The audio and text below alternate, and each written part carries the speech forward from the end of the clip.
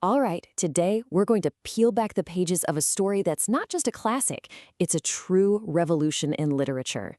We're talking about an epic tale of romance, politics, and human psychology that many scholars believe is the world's very first modern novel. So, let's dive into the incredible story behind this literary marvel.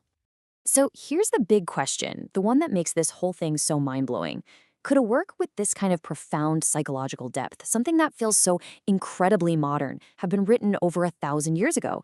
And get this, not just by anyone, but by a woman, in an era when women's voices were pretty much silenced? Well, the answer is a huge, resounding yes. And here it is, The Tale of Genji. Written way back in the early 11th century, this masterpiece comes straight out of Japan's Heian Period, a time when art and culture in the imperial court were just exploding. So you've got to understand, this isn't just a book, it's a time capsule that takes us into a lost world of incredible beauty and complexity. Okay, but a masterpiece like this doesn't just poof into existence, right? To really get The Tale of Genji, you first have to meet the mastermind behind it all. The brilliant woman we know today as Murasaki Shikibu. So who was Murasaki Shikibu? Well, she was a noblewoman and a lady-in-waiting to Empress Akiko. This means she lived and breathed the very same courtly life she wrote about. She was a gifted poet, a diarist, and just a really sharp observer of people. But honestly, so much of her life is still shrouded in mystery.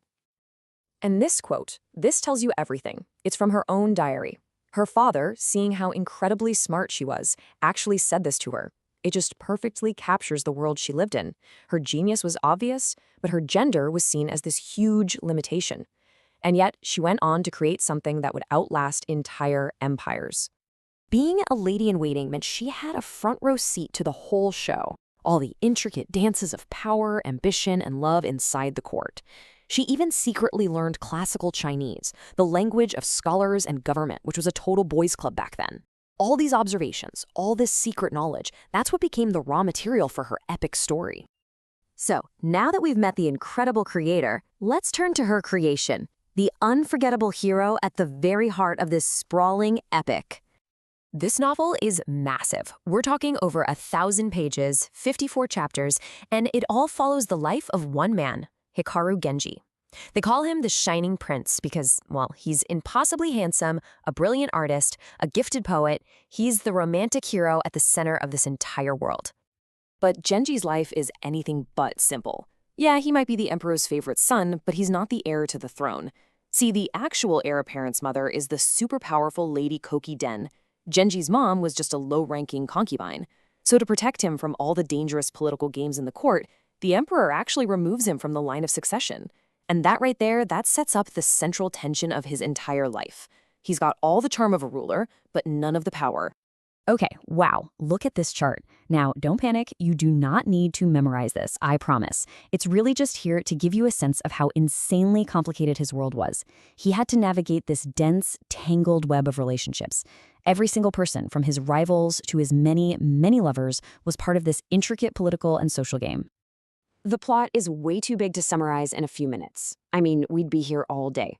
So instead of even trying, let's zoom in on one famous scene that really captures the novel's incredible psychological depth. It's known as the debate on a rainy night. So picture this. It's early in the story, chapter 2. It's pouring rain outside, everyone's stuck indoors. Genji, his brother-in-law, and a few other young guys are all just hanging out, and they start talking. And the topic? It's a question that's just as relevant today as it was 1,000 years ago. They decide to debate what makes the ideal woman. To give their chat some structure, they kind of classify women into 3 social ranks to analyze them. Each guy tells stories about women he's known, picking apart their good points and their flaws. And it's this fascinating, really deep conversation that honestly says more about the men than it does about the women. And in the end, they realize the perfect woman is just an illusion, and that true charm and character can be found in the most unexpected people. You see?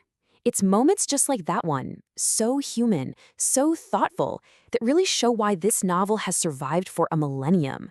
So let's zoom back out and talk a bit about the lasting legacy of this incredible story. The Tale of Genji gives us a world with a massive cast of characters, and every single one has their own dreams, fears, and ambitions. Murasaki didn't just write a story. She built an entire social universe with its own complicated rules for everything from etiquette and poetry to art. But here's the real magic. For all its historical detail, the novel is driven by themes that are completely timeless. The pain of a love that can never be, the pressure to climb that social ladder, that bittersweet feeling that beautiful moments can't last forever. These are the human experiences that connect us, right now, directly to Genji's world. Look, it's impossible to overstate how important this book is. It's the cornerstone of Japanese literature, for sure, but it's more than that. It's a pioneering work of psychological realism. Murasaki gets inside her characters' heads with a kind of subtlety and depth that really wouldn't be seen again in world literature for centuries. She was way ahead of her time. And that brings us to a final thought. There's this Japanese concept called mono no aware. It's this beautiful, gentle sadness for the fact that all things are temporary, that nothing lasts forever. And that feeling is at the very heart of this novel. So I'll leave you with this question. What can a story written a millennium ago about a shining prince looking for love and beauty in a fleeting world teach us about our own modern search for meaning?